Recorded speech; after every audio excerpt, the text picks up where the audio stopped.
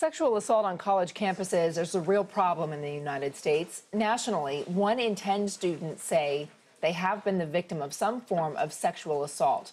Those numbers include such prestigious schools as Columbia University and the University of Pennsylvania, where 1 in 4 women say they've been the victim of unwanted sexual contact.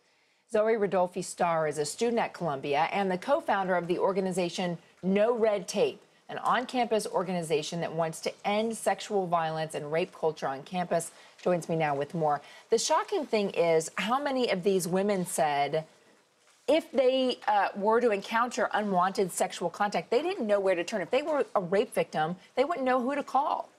Absolutely, and that's alarming when you think of how many young women and men and transgender students on our campuses are experiencing that kind of violence.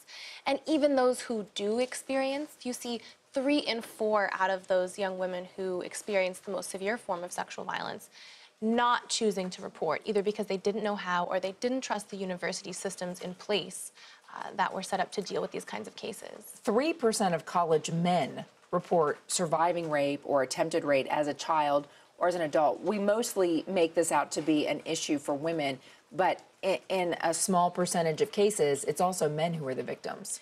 Absolutely, and those men, as well as transgender students who are not typically thought of as people who are victims of sexual assault, face additional barriers to reporting, they face additional scrutiny when they try to come forward, and they face additional cultural stigma and shame.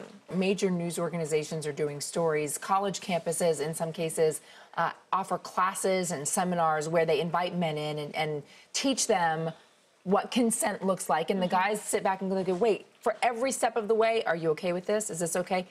And their argument is it gets in the way of establishing romantic feelings with your partner.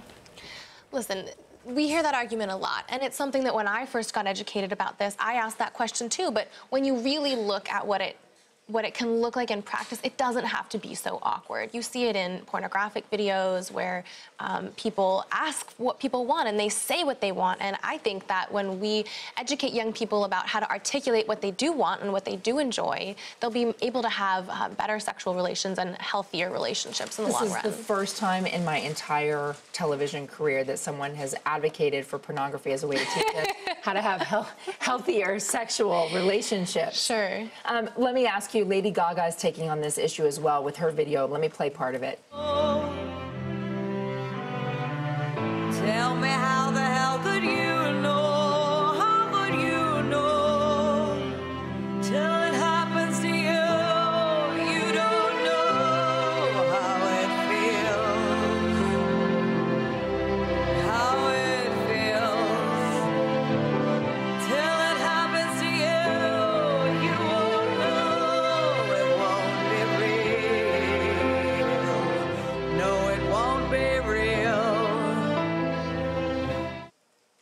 What do you make of that? Is this bringing to the forefront an issue that maybe gets left behind by encouraging victims to tell their stories? Might it encourage other victims to come forward and report as well? You know, I think what really struck me about Lady Gaga's video is her emphasis on community support, on stepping up to support people in our lives and in our schools and our campuses that have gone through this kind of traumatic experience, making sure that it's the responsibility that falls on all of our shoulders to support survivors. Zoe, 20 years ago, when I was on a college campus, we were talking about rape and sexual assault and how to keep it from happening, especially date rape and date rape drugs. 20 years in the future, do you think we're still going to have to be having this conversation? If I do my job correctly, no, but realistically, we may. I think the kind of cultural threads that we're working to uproot here go so deep and they're so pervasive that it will take a lot of work and it will take people really coming together across a variety, it'll take a lot of different people coming together to really address this epidemic rate of violence. Zoe Ridolfi-Starr, thank you so much for joining me. I appreciate that.